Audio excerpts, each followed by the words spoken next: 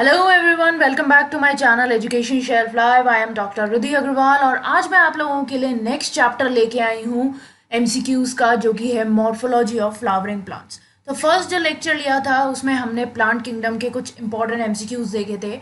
आज हम morphology of flowering plants के कुछ इंपॉर्टेंट एमसीक्यूज देखने वाले। और गाइज, आप लोगों को इस लेक्चर की पीडीएफ जो है वो हाईलाइटेड आंसर्स के साथ मेरे टेलीग्राम ग्रुप पे मिल जाएगी, जिसका लिंक मैंने डिस्क्रिप्शन बॉक्स में दे दिया है। तो फटाफट से उस ग्रुप को ज्वाइन कर लेना। ओके, सो स्टार्ट करते हैं हमारे आज के लेक्चर से। तो पहला जो हमारा एमसीक्यू है वो है which of the following region of root is responsible for the growth of the root in length. तो हमने रीजन्स पढ़े थे रूट के बहुत सारे जब हमने मॉर्फोलॉजी वाला लेक्चर पढ़ा था। मॉर्फोलॉजी वाले लेक्चर का लिंक भी मैं आप लोगों को यहाँ पे दे रही हूँ, तो उसे भी आप देख सकते हो। तो उसमें हमने बहुत सारे रीजन्स पढ़े थे। उसमें अलग अलग रीजन्स जो थे रूट के, उनका अलग अलग फंक्शन था। अब इसमें से ये बताना है कि कौन सा ऐसा रीजन है जो कि रूट की लेंथ इंक्रीज करता है या उसकी ग्रोथ में हेल्प करता है। तो पहला है हमारा रीजन ऑफ मेरिस्टेमेटिक एक्टिविटी, दूसरा है रीजन ऑफ इलोंगेशन, तीसरा है रीजन ऑफ मैचुरेशन और चौथा है रूट कैप। तो मैं आप लोगों को इसको एक्सप्लेन कर देती हूँ। रूट जो है वो एपेक्स पे यानी कि अपनी टिप पे एक थिम्बल लाइक स्ट्रक्चर से कवर रहती है। थिम्बल मतलब क्या होता है? कैप लाइक स्ट्रक्चर जो है। तो रूट की जो टिप है वो एक कैप लाइक स्ट्रक्चर के थ्रू कवर रहती है, जिसको हम बोलते हैं रूट कैप। अब इसका काम क्या होता है रूट कैप का? It protects the tender apex of the root as it makes its way through the soil.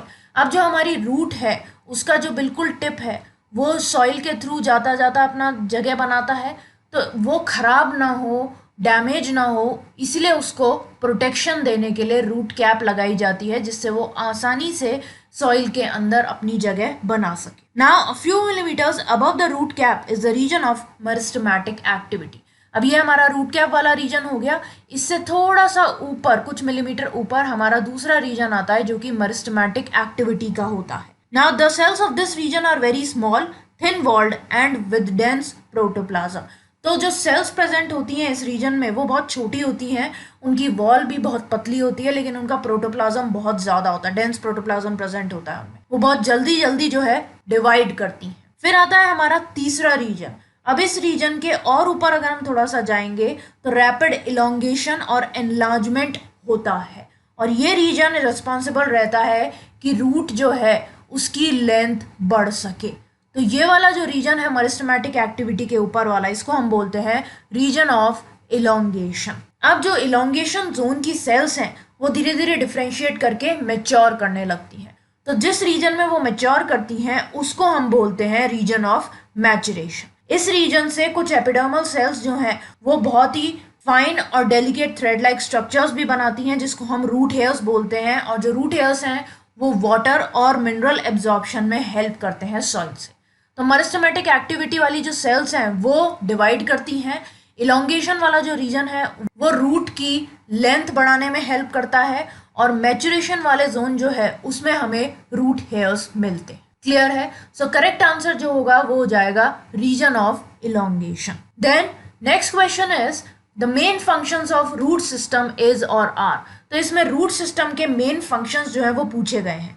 पहला है absorption of water and minerals, दूसरा providing a proper anchorage to the plant parts, तीसरा storing reserve food materials and synthesis of plant growth regulators that is PGRs, and fourth is all of the above. तो ये NCERT में साफ साफ दे रखा है that the main functions of the root system are absorption of water and minerals from the soil, then providing a proper anchorage to the plant parts, and then storing reserve food material and synthesis of PGR। तो ये तीनों काम होते हैं root system के। Water और minerals को absorb भी करता है, प्लांट के पार्ट्स को एनकरेज देता है, मतलब कि उनको प्रॉपर तरीके से एक जगह पे टिकने की शक्ति देता है, फूड मटेरियल जो है रिजर्व उसको स्टोर करके रखता है, और प्लांट ग्रोथ रेगुलेटर्स का भी सिंथेसिस करता है। तो करेक्ट आंसर हो जाएगा हमारा D, that is all of the above. Okay, next question is the roots hanging from the branches of banyan tree are known as। तो banyan tree देखा है आप लोगों ने, उसकी जो ब्रांचेस होती हैं उस पे से रूट्स लटकती रहती हैं, तो उस तरीके की रूट्स को हम क्या बोलते हैं? Primary roots, fibrous roots, prop roots या न्यूमैटोफोर्स। अब इन चारों को पहले मैं एक्सप्लेन कर देती हूँ, फिर आंसर हमें समझ में आ जाएगा। तो जितने भी हमारे मेजॉरिटी वाले डाइकॉट प्लांट्स हैं उनमें डायरेक्ट इलोंगेशन होता है रेडिकल का, जिसकी वजह से प्राइमरी रूट बनती है और वो धीरे धीरे सॉइल के अंदर ग्रो करती है। अब इस प्राइमरी रूट में, जैसे कि सपोज करो ये प्राइमरी रूट हो गई हमारी, इस प्राइमरी रूट में कुछ लेटरल रूट्स भी होती हैं अलग अलग ऑर्डर्स की, जो सेकेंडरी टर्शरी हो सकती है। जैसे सपोज करो जो इससे निकलेगी डायरेक्ट वो सेकेंडरी होगी, फिर इस सेकेंडरी से जो निकलेगी वो टर्शरी हो जाएगी, इस तरीके से। अब जो प्राइमरी रूट्स हैं और इसकी जो ब्रांचेस हैं ये टैप रूट सिस्टम कॉन्स्टिट्यूट करती है। मतलब कि इस तरह का रूट सिस्टम जो है उसको हम बोलते हैं टैप रूट सिस्टम। अब ये हमें मस्टर्ड प्लांट में मिलती है। क्लियर। दूसरी तरफ आते हैं हमारे मोनोकॉट प्लांट्स। इनमें क्या होता है, प्राइमरी रूट जो है वो बहुत कम टाइम के लिए रहती है और उसकी जगह बहुत सारी रूट्स आ जाती हैं। प्राइमरी रूट तो खत्म हो जाती है और उसकी जगह बहुत सारी रूट्स का गुच्छा आ जाता है।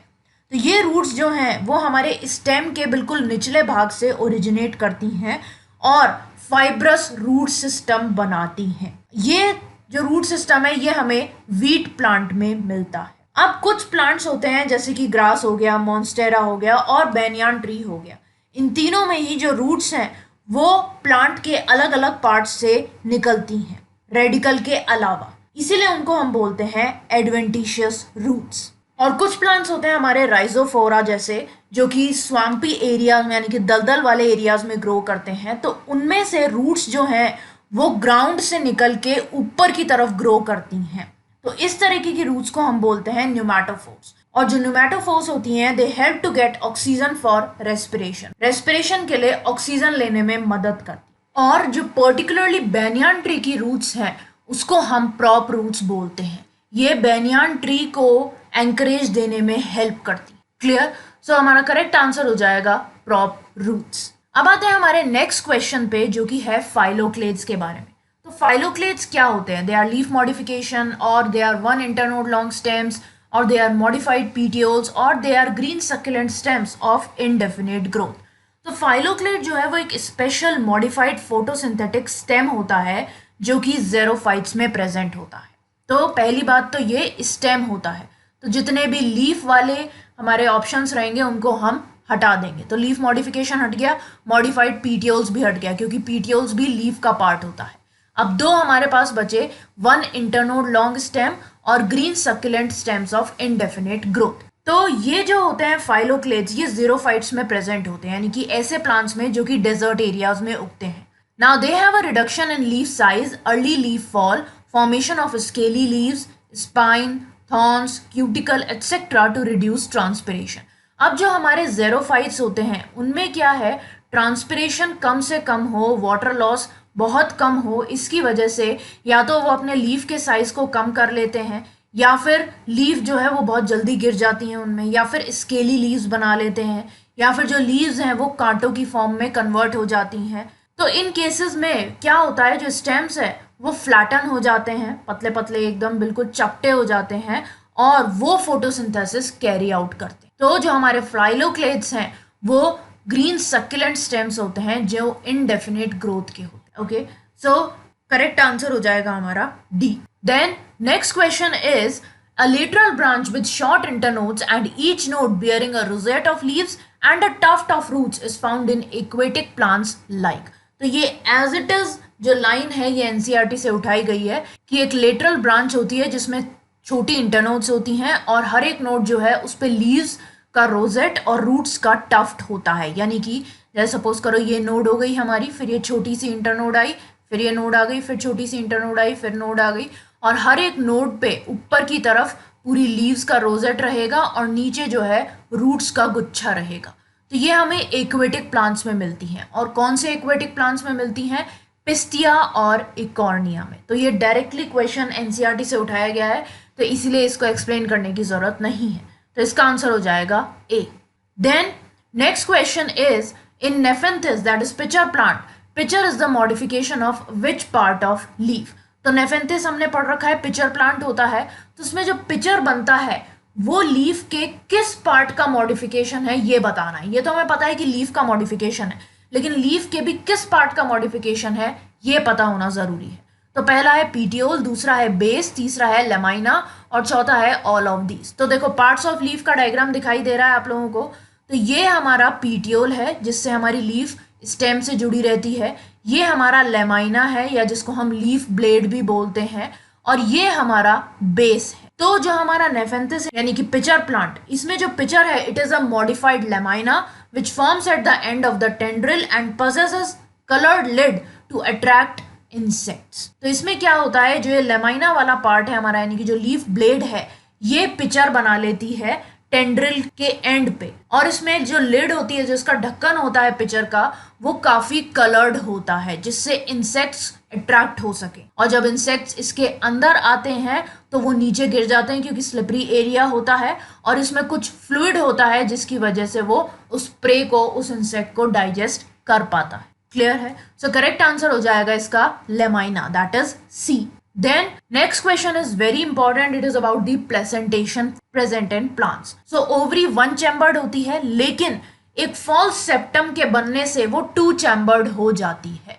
तो इस तरीके की ओवरी या इस तरीके का प्लेसेंटेशन जो है वो हमें किस में मिलता है वो बताना है। तो पहली बात तो ये पैराइटल प्लेसेंटेशन है। तो इसके एग्जाम्पल्स दे रखे हैं यहाँ पे, tomato and lemon, mustard and argemone, dianthus and primrose and sunflower and marigold. तो मैं इन सबको एक्सप्लेन नहीं कर रही हूँ क्योंकि प्लेसेंटेशन में ऑलरेडी एक्सप्लेन कर चुकी हूँ, तो आप उसको जाके देखना। और जो हमारा पैराइटल प्लेसेंटेशन है उसके एग्जाम्पल्स हैं मस्टर्ड एंड आर्जीमून। तो करेक्ट आंसर हो जाएगा हमारा B. Then next question is again about the placentation. So when ovules develop in the inner wall of the ovary, the type of placentation is twisted, axile, free central और parietal. तो देखो parietal placentation जो होता है, जिसको अभी हमने 7th वाले क्वेश्चन में देखा, उसमें जो ओव्यूल्स हैं वो ओवरी की इनर वॉल पे डेवलप करते हैं या फिर कभी कभी पेरिफेरल पार्ट पे भी। और इसमें ओवरी वन चैम्बर्ड होती है, लेकिन जो फॉल्स सेप्टम है उसके बनने से टू चैम्बर्ड हो जाती है। तो ये पूरा एक्सप्लेनेशन है पैराइटल प्लेसेंटेशन का, कि एक तो ओवरी वन चैम्बर्ड होती है जो दो चैम्बर में कन्वर्ट हो जाती है, और ओव्यूल्स जो है वो ओवरी की इनर वॉल पे डेवलप होते हैं। तो इस तरीके के प्लेसेंटेशन को हम बोलते हैं parietal placentation. So correct answer हो गया इसका डी, और एग्जाम्पल तो बता ही दिए, मस्टर्ड और argemone. Now next question is type of aestivation shown by Pisum is. तो पाइसम में कौन से टाइप का एस्टाइवेशन यानी कि जो पेटल्स का अरेंजमेंट है वो देखने को मिलता है। सो जो हमारे पी या बीन फ्लावर्स होते हैं, पाइसम जो है वो हमारी पी की फैमिली है। सो पी और बीन फ्लावर्स में 5 पेटल्स होती हैं। सबसे बड़ी पेटल होती है जिसको हम स्टैंडर्ड पेटल बोलते हैं, इस तरीके की, जो कि 2 लेटरल पेटल्स को ओवरलैप करती है, इसको और इसको।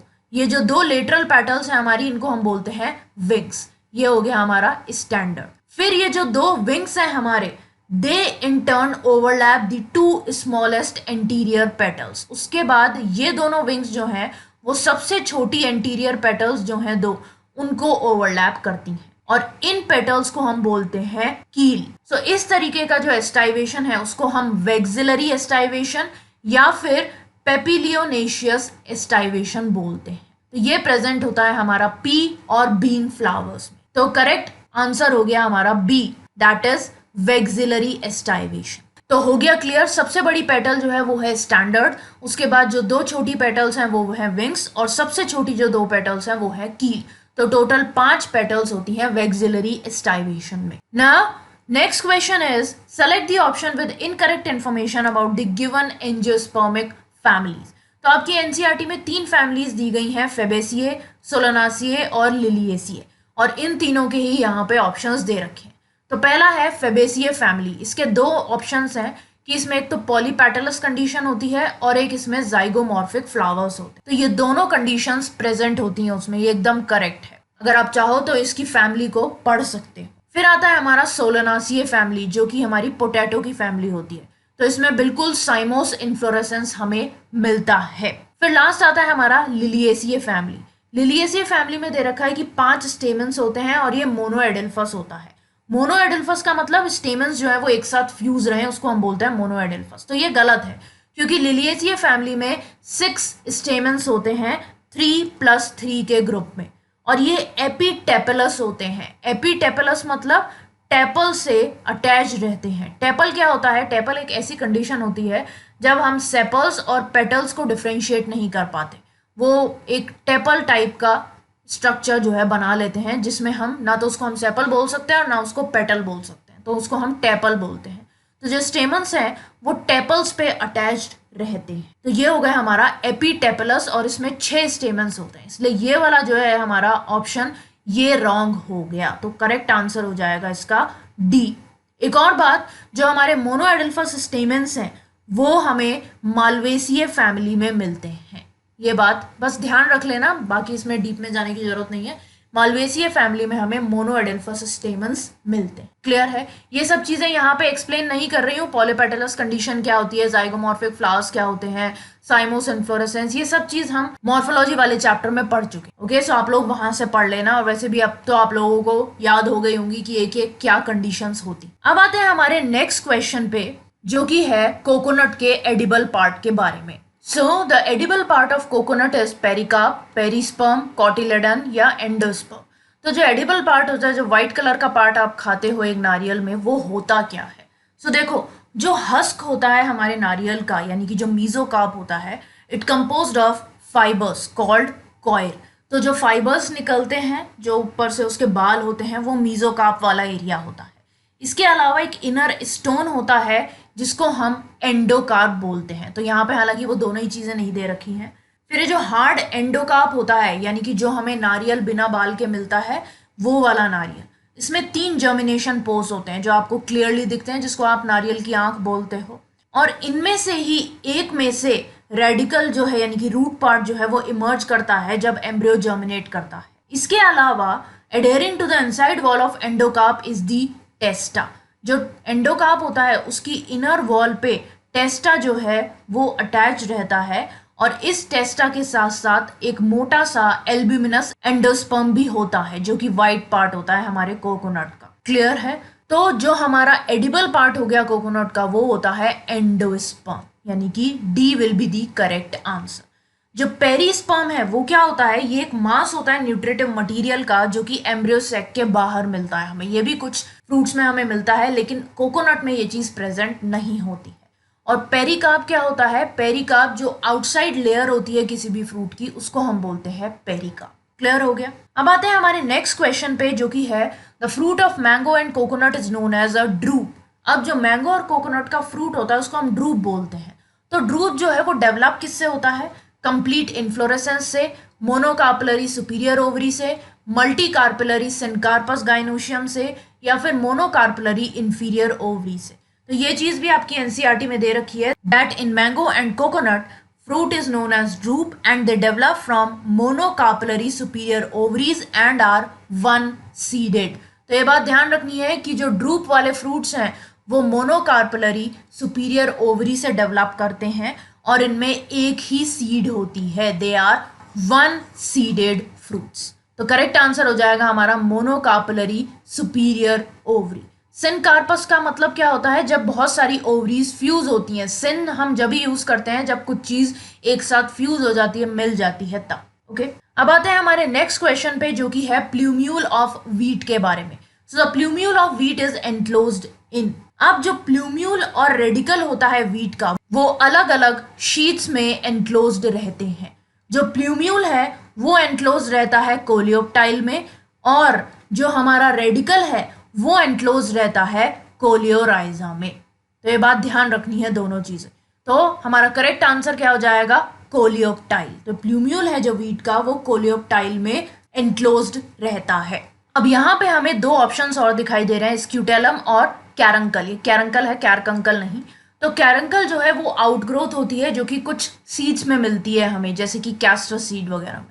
और स्क्यूटेलम जो है वो मॉडिफाइड कोटिलेडन होता है, जो कि हमें मेज और ग्रास इस तरीके के प्लांट्स में मिलता है। क्लियर हो गया?